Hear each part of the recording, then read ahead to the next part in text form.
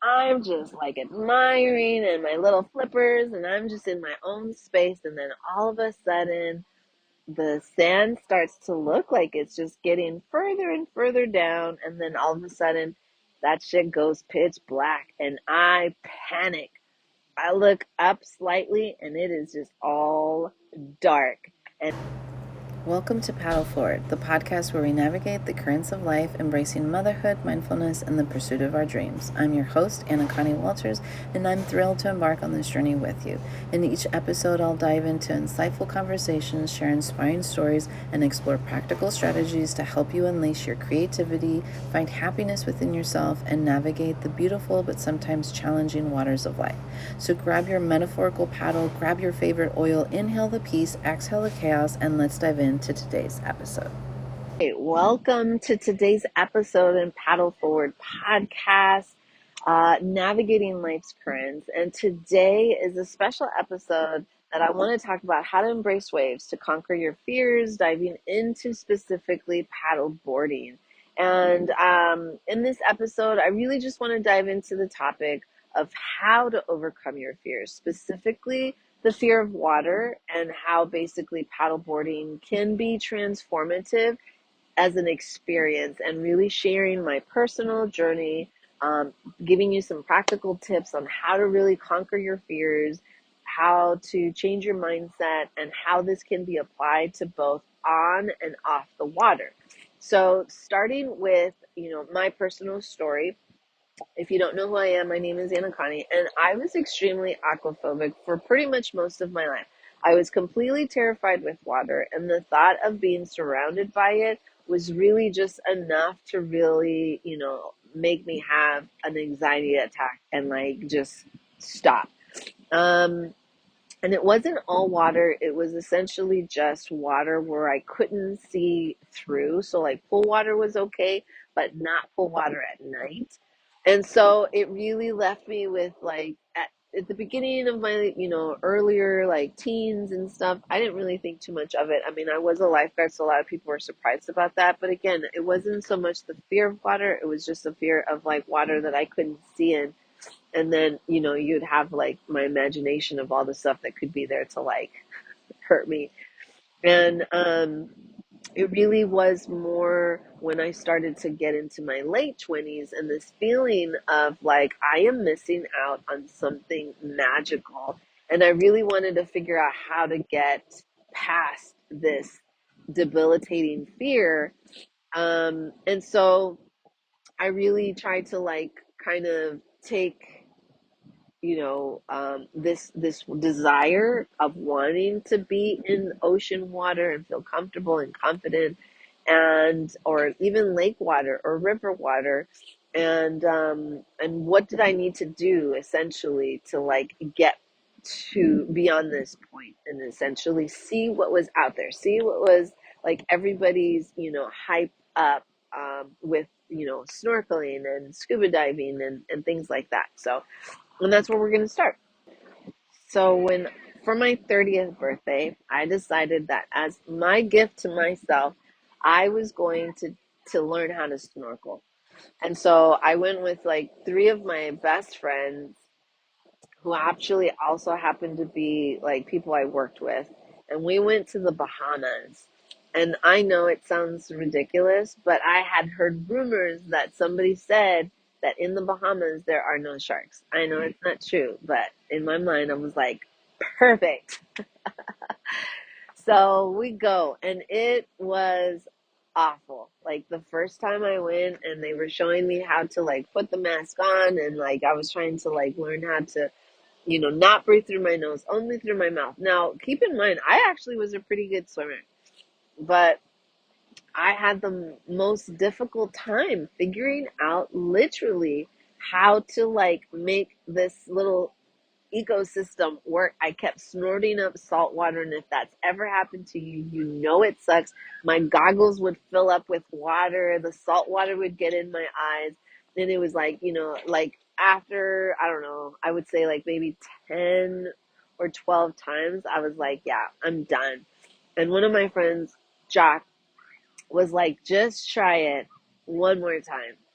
and really like went over like everything, like this is what you need to do. And of course, it's always that one more time right before you're ready to give up that it ends up working. Isn't that funny? If you can just get yourself to try that one more time. And to be honest, I don't know how many people don't actually try it and be like, no, F this, I'm out. I'm going to be out to the beach at the tiki hut having a drink.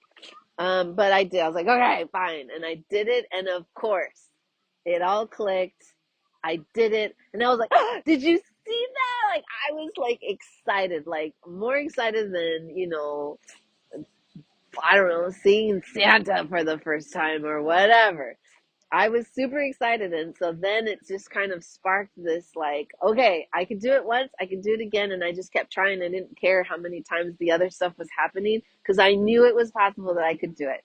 And so I kept trying. For 3 days, I was out there and just snorkeling, looking at all the fish. It was glorious. I was like, oh my God, it's like a whole nother universe down here. And my friends were like, dude, we're going to go lay on the beach. We want to read a book. We want to be in the shade. We're like snorkeled out. You go. And so for the first time on the third day, I went by myself. And I'm just like admiring and my little flippers and I'm just in my own space. And then all of a sudden, the sand starts to look like it's just getting further and further down. And then all of a sudden, that shit goes pitch black. And I panic. I look up slightly and it is just all dark. And I am like, oh shit. So I come out of the water, look behind me and see how far off the shore. Like I am I don't even know. I would say I felt like miles off the shore. I could barely see. And that's how zoned out I was looking at all these beautiful like coral and fish and whatever.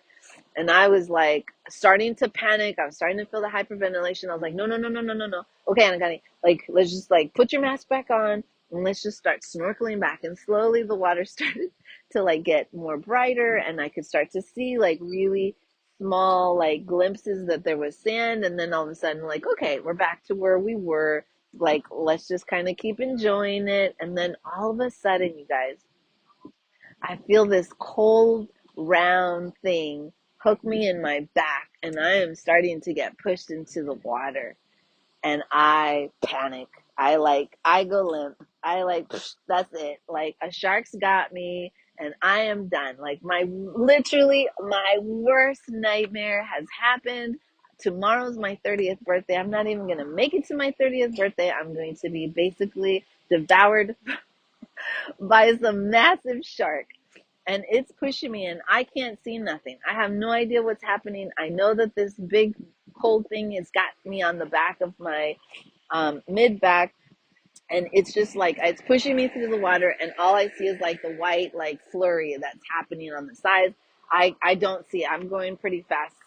And in my mind, I'm like, it's either a shark or a whale, and they're taking me to their BFFs, and they're about to have like a smorgasbord with me. They're like, dude, look what I found. And they're gonna they're teasing me, they're playing with me. He's probably tasting me to see how delicious I am. Like, I'm awfully like convinced this is it. This is the end game. I was like, this is what you get for trying something new. Long story short, I remember because I was actually a river raft guide in high school in California. And I was like, okay, let's like think about this, like survival mode in Akani. How do we get out of this? And I'm like, what do we know about sharks? We know that to punch them in the nose or put our hands in their gills or in their eyes to like quickly get away. Let's just face the fact that we're probably going to get, bit and let's just hope it's on the lower extremity and all we got to do is try to like disable it and just swim as fast as we can, hopefully before anything else gets us. Like, you can do this. We are not giving up. This is not how I'm going to end. Jesus, I'm not meeting you today. And so I was like, okay, my original like river rafting training was like when you get, because it's something that can happen, you get sucked up underneath the rafts and it kind of creates like this suction effect. So that's why they tell you never like, always put your feet first and all these things. So I was like, okay, if that ever happens, what did they tell you to do? They tell you to like because you're not gonna be able to see anything usually, feel for an edge and try to pull yourself out. So that's what I was like, I'm gonna turn and let's just hope that like I miss his mouth and I just kind of like roll and swim as fast as we can. And so I was like, okay. So I turn, I feel myself kind of going like this, and there's like this massive body coming on top of me, and I'm like, okay, like just feel for an edge. I feel like some like little things, and I pull myself out. Y'all, I was getting pushed by a small cruise ship. It was no shark, it was no whale, it was a fucking ship. Like a small like charter boat like that was touristing people, and you see these assholes on the top taking pictures of me, and I'm in the water. Like, you couldn't tell the fucking captain that he ran over a little Mexican girl? Like, what is wrong with you guys? And in my mind, I didn't think about like how dangerous this really could have been, because I literally could have kept going through and got stuck through like the propellers and really been like effed up. So um, that was my story. But why did I tell you this? Like, Anakani, like, that is not encouraging to go out in the fucking water. I know. I'm not telling you that to freak you out. I'm telling you that because I was like, it was my aha moment that, like, literally my worst nightmare kind of happened. And it did really happen. Like, it was all in my mind. Like, I thought about, like, the worst case scenario. Luckily, that story had a happy ending, and like I ended up swimming to shore. I was pretty far from where my friends were. I walked the entire way there, and I didn't snorkel for like a few days, but did go back in the water because I was like, well, that's it. I survived like my worst nightmare. So like that's it. Like, I felt invincible for some crazy odd reason, and I was like, I had already got a taste of how beautiful the ocean was, and I was not willing to give it up. And in my mind, I just started to have like these reflective moments of like my life, and if it really would have been a shark and I really would have been eaten, would have I been happy with my life? Have I lived my life to its fullest? And I meet all these people who are beautiful humans who get the worst, suckiest cancer diagnosis. And, seeing how they take something like that and seeing the ones that survive and seeing the ones that don't survive, and how a lot of it ended up being more mental than physical. And the people that had the best like outcomes were the ones with the best mindset about it. And the people that like had not bad diagnosis ended up dying from the cancer because they had the worst mentality about what was being done to them. And so I started to take all this stuff into account, and really propelled me to like think about this and transcend it. Like, how can I translate this into my fears and getting over this? And that's really what it was. It was just like, you could die any day. You could die, get walking down the street. You can get hit by a car. You could like literally like just have a stroke or a massive heart attack. I had two heart conditions at this point. I was on like massive medications, and I was like, all these things are all risk factors. Like that could end for a numerous amount of reasons. And do you want to really like be up in heaven thinking, damn, I wish I really would have tried that because it does look actually pretty cool from up here. Like, no, like I want to say that I did it all. And I'm ready for like retirement vacation. You get to that point where like clubbing and all that, like it's just not that fun. I did that in my 20s, or I did that. Like, it's like, kudos to you. Have fun. It's epic. But like, I've already done that stuff. Like, it doesn't appeal to me anymore. It's just not that much fun. And so it's like that transition, and it really, really helped me, just have a shift of mindset in how I approach things that I was afraid of.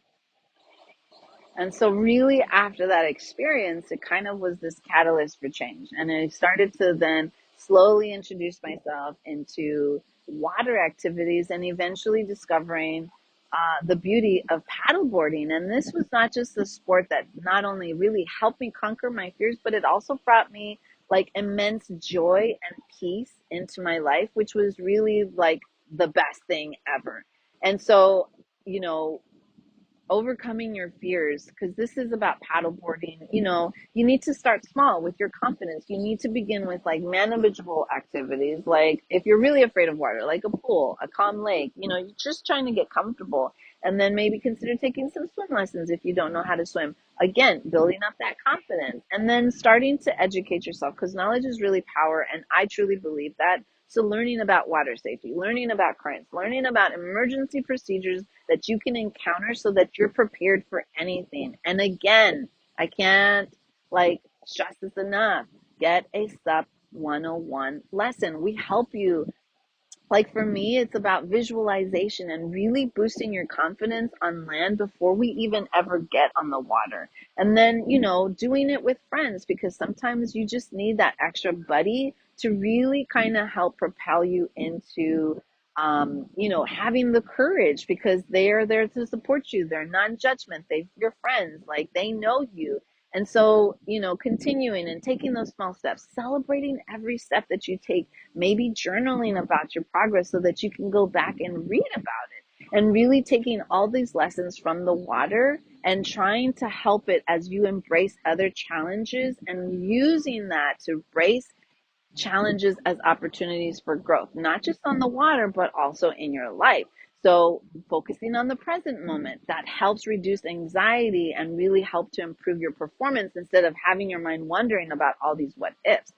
Start to begin your days with good intentions, positive visualizations of really how you want the day to go, how you want your practice to go, how you want your lesson to go, and start to shift your gratitude from shifting that mindset from fear to positive. Start encouraging others. Be active in your community, because it really can translate into a more meaningful and vital life, to really take a lot of this stuff that it takes to just get you on a water for a simple 101 lesson, which is literally all I do.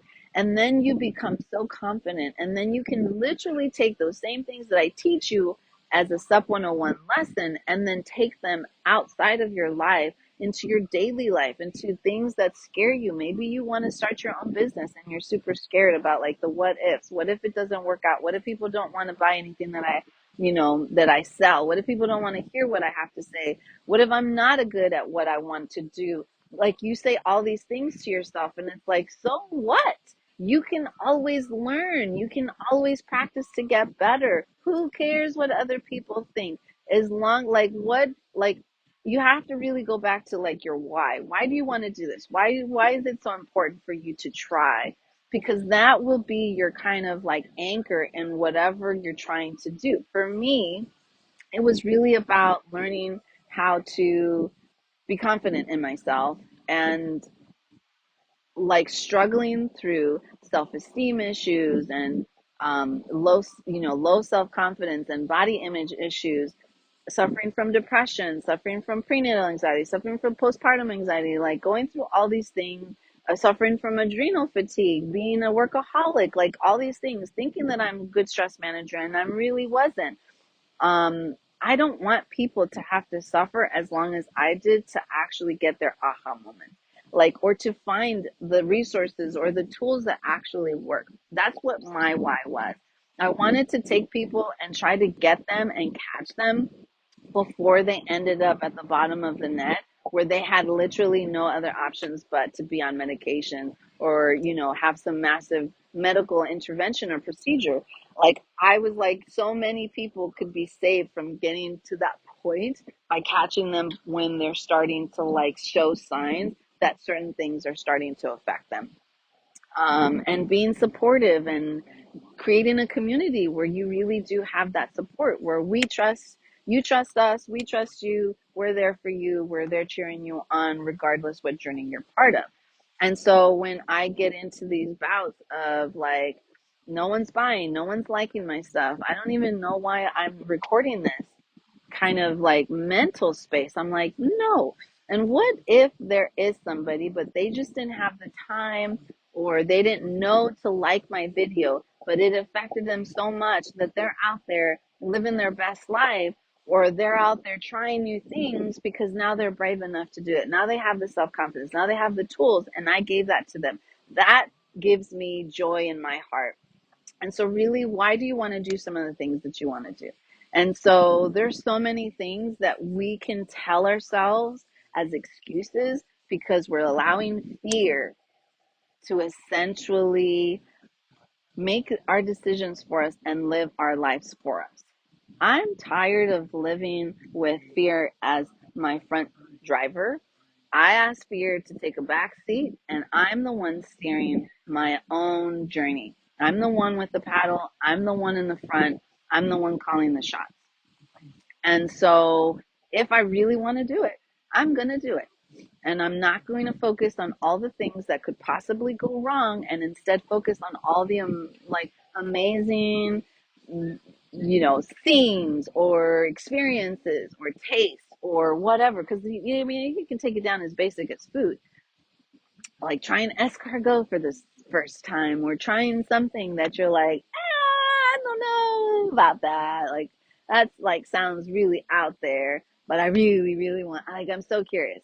It's like, just do it and stop torturing yourself with like, man, I wonder what it tastes like. I wonder, like, and then you're asking people. No, start living your life for yourself and stop living it through others, or stop letting other people experience the life that you actually want to be having for yourself. And it starts with something as simple as stand-up paddleboarding. A lot of people just have so much. I'm keeping time because I got to go to class. Sorry. Like hesitation. Take a SUP 101 lesson if it's really that bad, because I guarantee you it will give you so much less anxiety. Now, no one teaches SUP like me. I can tell you that just out of like, I know nobody takes the effort to do SUP exactly like me. And I know that I can't be there. That's why I created my SUP confidence booster guide to kind of give you a small piece of me and all the things that I would actually coach you on before we even get on the water as my small gift to you, so that I can make sure that I'm setting you up for success, that you know what to expect, that you know how to select a good instructor to like still be able to be successful even if you don't have a good instructor. I know plenty of people who basically are like, here's how to front stroke, here's how to backstroke, like go and do your thing and I'll just kind of like be over here watching you, and if you need help I'll come. Like, that's not how to teach stuff, not in my opinion anyways. And so what I teach is so much more beyond just getting people to come and take a SUP lesson. That's not what Fat Mermaids is for. That's not why I became a stand-up paddleboard instructor. And that's definitely not why I invested in becoming a master SUP instructor.